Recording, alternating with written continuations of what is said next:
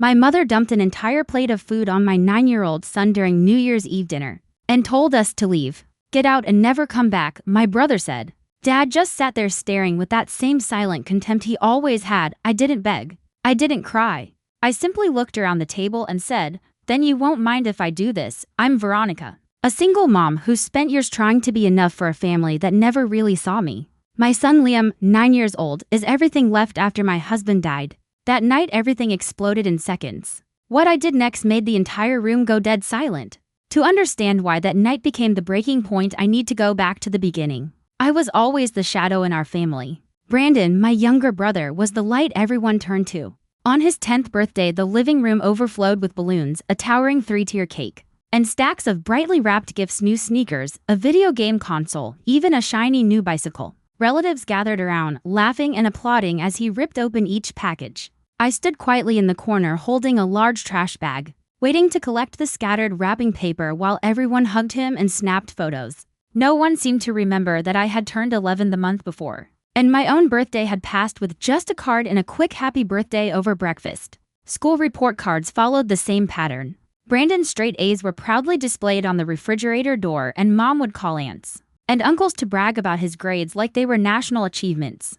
My own report cards were strong, mostly A's with a handful of B's. But the conversation always shifted back to him. "Why can't you be more like your brother?" Mom would ask. Not in anger, but as if it were a simple, obvious truth. I would lower my head, swallow the lump in my throat, and silently promise myself to try harder next time. Dad never intervened. Whenever I tried to speak up about feeling invisible, about the endless comparisons, he would let out a long, heavy sigh, glance at the floor, and change the subject. His silence wasn't mean. It was worse. It was permission. It told me my feelings weren't important enough to disturb the peace. I grew up learning to stay quiet, to be loved. Years passed. I moved out, went to college, found a steady job. Then I met Michael. He was calm, thoughtful, the kind of man who listened without immediately trying to solve everything. We married in a small ceremony. My parents attended, smiled for the photos, but the real warmth was between us. Michael worked in logistics, putting in long hours but earning solid pay. We bought a modest house, welcomed Liam into the world, and built a quiet, stable life together. Even after leaving home, the financial support continued. Every month, without exception, I transferred $200 to $500 to my parents' account. Sometimes it covered a car repair, sometimes a utility bill, sometimes it just eased the pressure of unexpected expenses. I never told anyone. I didn't post about it on social media, didn't ask for recognition. I told myself this was simply what family did. They never thanked me, not in a way that felt genuine. Mom would mention it casually, as if we got that check again, like it was something automatic. Brandon would joke that I was the family ATM. Lisa, his wife, would smile and nod along. Dad would deposit the money without a word. I kept sending it anyway. It was easier than confrontation, easier than admitting the painful truth that I was still auditioning for a role I would never truly earn. Then one Tuesday afternoon, everything stopped. I was at work when the phone rang. A police officer, calm but careful with his words. Michael had been in a car accident on the highway. A truck driver had fallen asleep at the wheel, crossed the center line, and hit him head on. He didn't survive long enough to reach the hospital. The world went strangely quiet after that. I remember sitting on the kitchen floor, phone still pressed to my ear, Liam playing in the next room. Completely unaware. I didn't cry right away. I just stared at the wall, trying to comprehend how an ordinary morning could end this way. The funeral was small and subdued. My parents came. Mom gave me a brief hug and said she was sorry. Dad stood toward the back, hands in his pockets. Brandon and Lisa sent flowers. No one stayed long. After the funeral, grief slowly gave way to the harsh pull of reality. The days turned into weeks of endless paperwork, phone calls, and waiting. The insurance company moved at a glacial pace, citing the need for further investigation into the accident details. I spent hours on hold, sending emails to adjusters, gathering police reports, medical records, and employment history I barely remembered compiling. Each delay felt like another small wound. I couldn't carry the weight alone anymore. So I hired a claims specialist, a calm woman named Ellen, who knew exactly which forms to push and which questions to ask. She handled the back and forth, the follow-ups, the negotiations. I just signed where she told me to and tried to keep breathing. Then one ordinary morning, the funds cleared. $3 million appeared in the account. The number stared back at me from the screen, cold and final. I sat at the kitchen table with my coffee gone cold, Liam still asleep in his room. No rush of joy came. No sense of victory, just the heavy realization that life had shifted in a way I couldn't undo.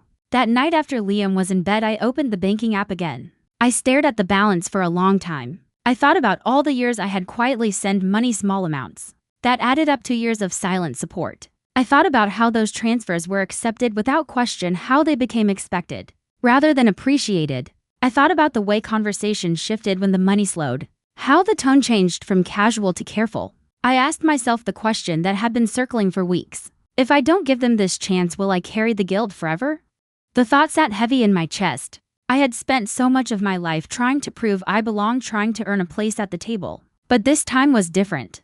This time I wasn't doing it for them. I was doing it for Liam. I didn't want him growing up in a family where love had to be purchased with money. I wanted to believe just once that they could see me as more than a burden, as someone who could give, without being reminded of what I lacked. So I made the decision. I would use $600,000 to help them. The largest portion would go to mom and dad, enough to pay off the mortgage completely and clear the credit card debt that had accumulated over the years. The remaining amount would go to Brandon, a solid foundation for the business he had talked about starting for so long. I told myself this could be the moment everything changed.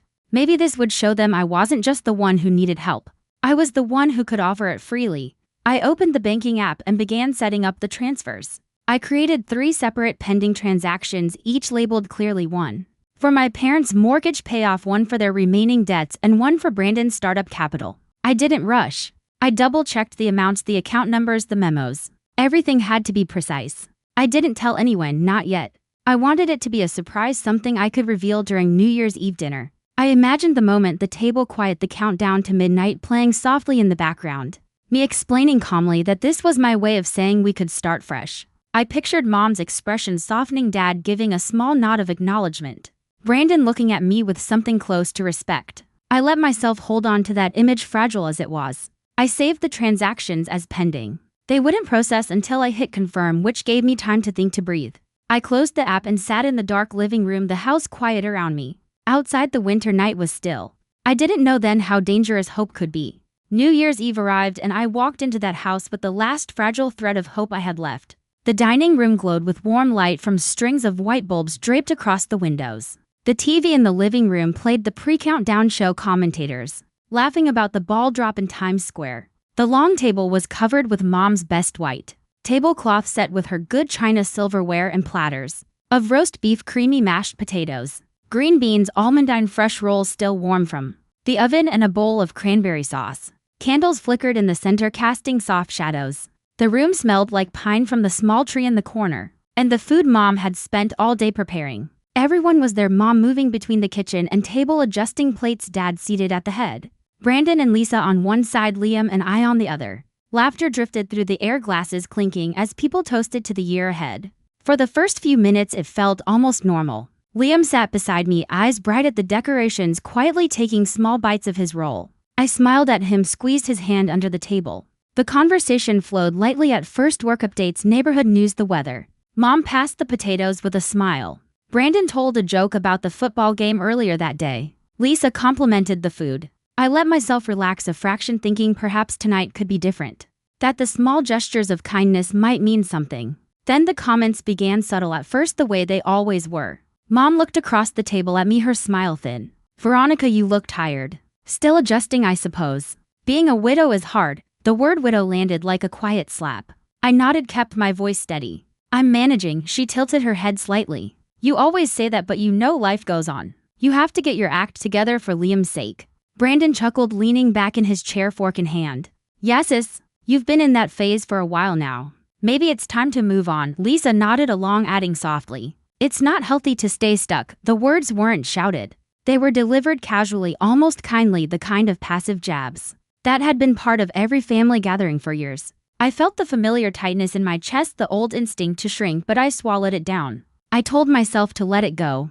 For Liam, the conversation shifted to him. Mom glanced at Liam, who was quietly cutting his meat. He's so quiet. Doesn't talk much, does he? Not like Brandon's kids. They're always full of energy. Brandon laughed lightly. Yeah, Liam's a little reserved. Needs to come out of his shell. Lisa smiled. Kids pick up on things. Maybe he senses the tension. The air in the room thickened. I felt Liam shift beside me, his fork pausing mid-motion. I put my hand gently on his arm. He's fine. He's just eating, but Mom wasn't finished. She leaned forward, eyes narrowing slightly. You know, Veronica, if you were more like your brother, maybe things would be easier. Brandon has a plan, a future. You're still figuring it out. That was the moment everything shattered.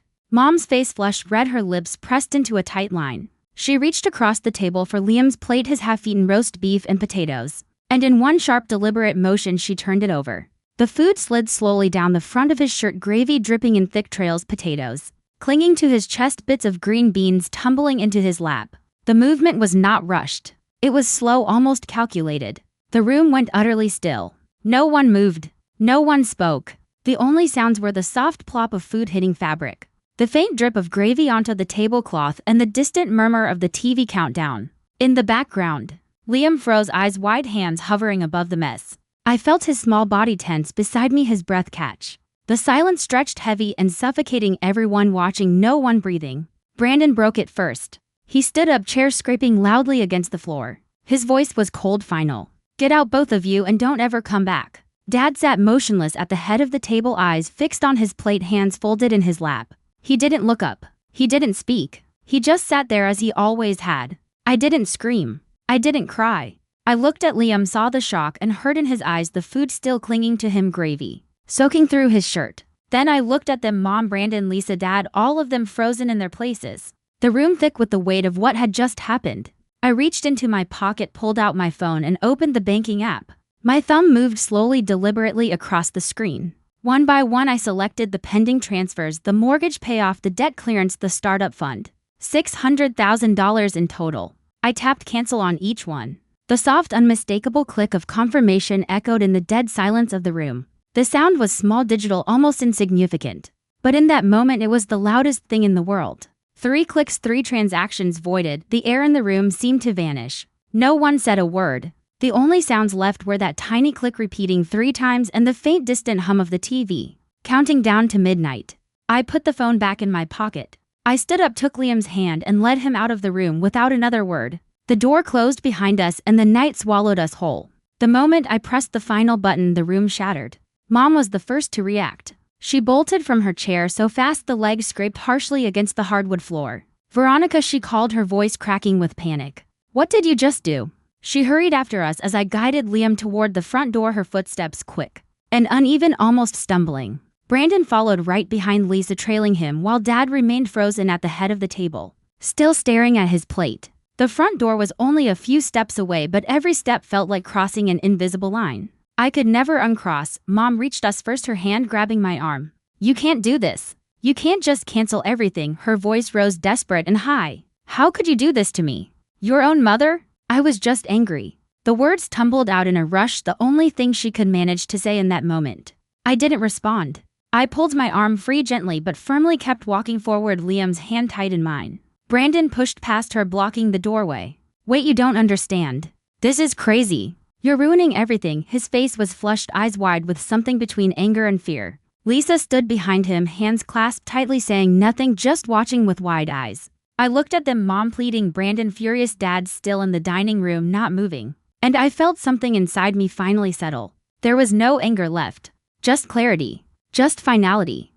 I stepped around Brandon, opened the front door, and led Liam outside. The cold night air hit us immediately, sharp and biting. Liam's shirt was still stained, gravy drying in dark patches across his chest. I didn't stop to clean it. I just kept walking to the car, opened the back door, helped him in. He sat silently staring at his lap. I buckled him and closed the door and got behind the wheel. The engine started with a low, steady hum. I pulled out of the driveway without looking back. The house lights fading in the rearview mirror. We drove in silence for several minutes. The streets were quiet, holiday lights twinkling on houses, the occasional firework popping in the distance. I found the nearest decent hotel, a mid-range chain just off the highway, clean, safe, with a bright lobby and a 24-hour front desk. I parked, took Liam's hand, and we walked inside. The clerk smiled warmly at him, asked if he wanted a cookie from the jar on the counter. Liam shook his head, staying close to me. I checked us and paid with my card and took the key card to a room with 2 queen beds. Once inside, I turned on the light. The room was simple and clean, white walls, a small desk, a TV mounted on the wall, 2 beds with crisp white sheets. Liam stood in the middle of the room, still in his stained shirt, looking small and lost. I knelt in front of him, met his eyes. Are you okay? I asked softly. He looked at me, eyes big and uncertain. Mom, do they really not like me? I took both his hands in mine. No, sweetheart. It's not that you're not lovable. It's that they don't know how to love properly. And that's not your fault. Never your fault. I'm going to protect you from that always forever. He nodded slowly, then leaned into me. I wrapped my arms around him and held him tight. I could feel his small heartbeat against my chest, fast but steadying. I kissed the top of his head. We're going to be okay. I promise you that.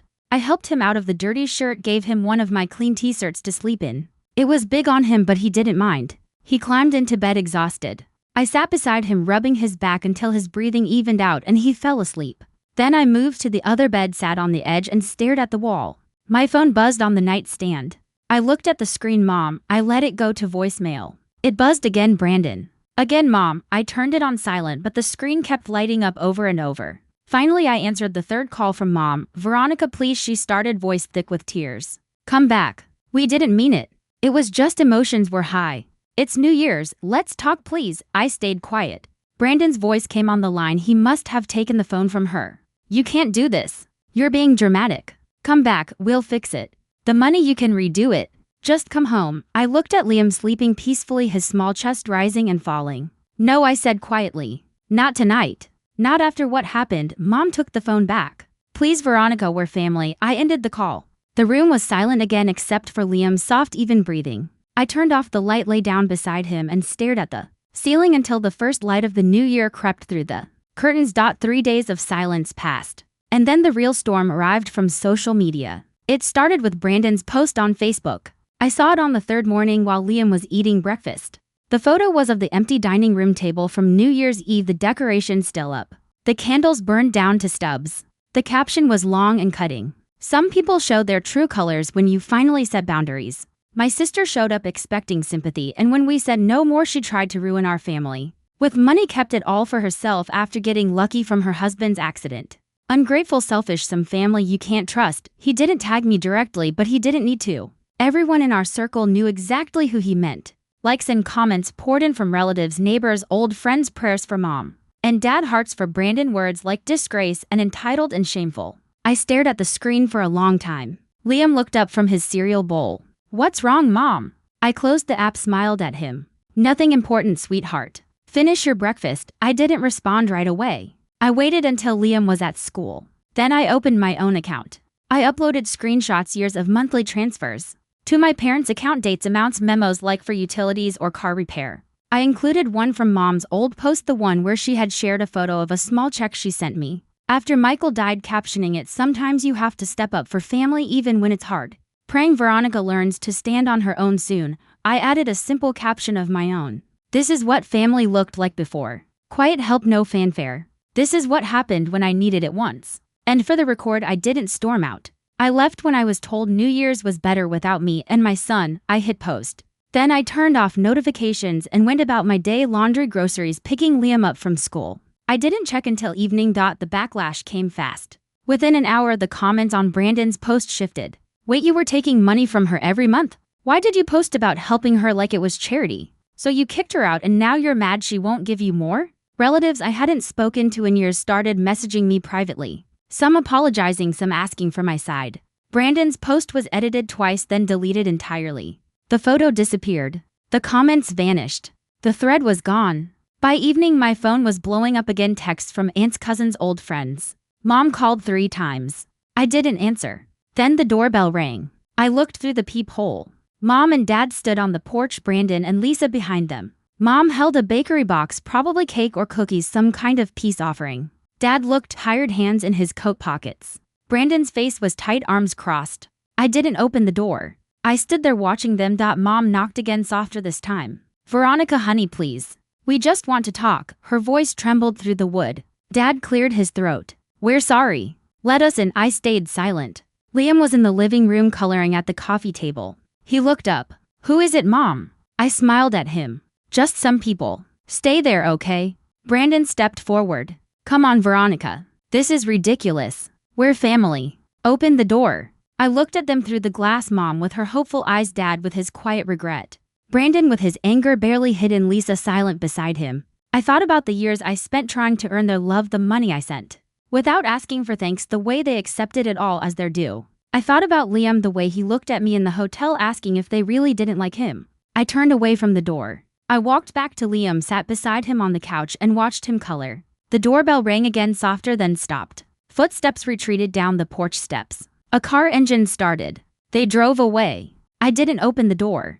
I didn't call them back. That was the last time they came to my house. 10 months later, everything had changed completely. The house I grew up in was sold. A for sale sign went up in the front yard 3 months after that night. Photos online showing the familiar living room staged with neutral furniture and fresh flowers. It sold for less than they owed. Underwater mortgage, the realtor explained in the listing notes. They moved to a small rental apartment in a complex across town, 2 bedrooms, linoleum floors. No yard, shared laundry in the basement. Mom took a part-time job at a local grocery store, stocking shelves in the evenings. Her hands aching from years of not working. Dad picked up shifts, driving for a rideshare app late nights. Ferrying strangers, his back hurting more each day. They were in their late 60s, retirement age for most, but the debt didn't care. Credit cards maxed from years of living beyond means. Medical bills piling up from stress-related doctor visits. No cushion left. Friends from church whispered about it. Times are tough, they'd say. But everyone knew the truth. They had relied on the monthly support for so long that when it stopped, the foundation cracked. Brandon's business dream fell apart. The startup he planned, a small coffee shop franchise, never got off the ground. Investors backed out when he couldn't show stable funding. The bank denied the loan without collateral. Lisa went back to full-time work at her office job, longer hours to cover rent and groceries. Brandon bounced between temp gigs, warehouse loading, delivery. Driving, occasional construction help, nothing steady, nothing with benefits. They argued more, from what I heard through mutual contacts. No more posts about family first or dream chases. Just silence on social media. Occasional check-ins from old friends asking if they were okay. They sold the second car, downsized to 1 vehicle. The apartment was cramped. No room for guests. They stopped hosting holidays. I heard the details in bits through a cousin who messaged me once, an aunt who called to check in, a neighbor who mentioned it casually. They're struggling, she said. Really struggling. I listened, nodded on my end, but didn't offer help. The call stopped after a while. No one blamed me openly anymore. The narrative had flipped quietly. People stopped asking why I wasn't there. They started asking why the family hadn't held on tighter. Meanwhile, my life steadied in ways I hadn't expected. With the settlement money, I put a down payment on a small house in a quiet suburb. 3 bedrooms, a fenced yard, nothing flashy but solid brick. And a roof that didn't leak, no mortgage hanging over us. The neighborhood was family-friendly, kids riding bikes after school, parks nearby with playgrounds. Liam had his own room, now walls painted blue, a desk for homework, a shelf for his books and models. I set up a college fund for him, invested conservatively in index funds and bonds, enough to cover tuition at a state school without loans. An emergency fund to 6 months of living expenses in a high-yield savings account. I worked my job, steady hours, no overtime needed. We got a dog, a rescue lab mix named Max, who greeted Liam every day with a wagging tail and sloppy kisses. Mornings were routine, now Liam to school, me to work, evenings with homework and dinner. He laughed more. Invited a friend over for video games. No questions about grandparents. No hesitation when I picked him up. The grief for Michael still came in waves, anniversaries, quiet nights. But it wasn't tangled with fear anymore. We were safe, secure. No one could take that away. The old house was full of people but never safe. The new house was smaller but peaceful, filled only with real love. Liam started soccer. His first game, he scored a goal, ran to the sidelines hugging me. "Did you see, Mom?" I did. I cheered louder than anyone. Friends from work came over for a barbecue. Real friends, the kind who asked about us, not our drama. No blood ties required. They brought potato salad and stories, stayed late laughing on the patio. Liam played with their kids in the yard. Max chased a ball. It was simple. It was ours. I blocked their numbers months ago. No texts, no calls, no holidays. Liam asked once early on, "Will we see Grandma and Grandpa again?" I hugged him. "Only if they learn to treat you right. Until then, we have our family." He nodded, accepted it. Kids heal fast when they're protected. Through the grapevine, I learned more about their unraveling. Mom's health declined, stress-related. Doctor said high blood pressure, sleep issues. A prescription for anxiety she never filled. Dad's rideshare ratings dropped. Complaints about grumpiness. He stopped driving at night. Brandon and Lisa separated, briefly reconciled, but tension lingered. The coffee shop idea died completely. No loan approval without collateral. They rented a smaller place. Sold the second car. Retirement vanished. Social Security wouldn't cover it all. They ate simple meals, cut subscriptions, canceled cable. The apartment smelled of cheap air freshener and regret. I didn't gloat. I didn't celebrate. But I didn't regret. What haunted them wasn't the money lost. It was knowing how close it had been. $600,000 right there ready to change everything. One night erased it. They replayed it in conversations I heard. If only we'd waited, she was going to help, we pushed too far. The regret was heavier than any debt. The grief for the family I wanted lingered sometimes. Holidays alone felt empty at first. Birthdays without cards. But Liam's smile filled it. Friends became family. Safety over approval. Peace over performance. Protecting your child from a toxic family matters more than any acceptance from blood relatives. Real family respects boundaries, lifts you up, doesn't demand what isn't theirs. Blood doesn't guarantee loyalty. Loyalty earns its place. Love doesn't require payment. It doesn't punish. It doesn't withhold. We built something new. Not perfect but ours. Liam grew taller, laughed louder, slept soundly. Max barked at squirrels. The yard filled with summer evenings and fireflies. I didn't look back. Have you ever had to choose between your family's approval and your child's peace?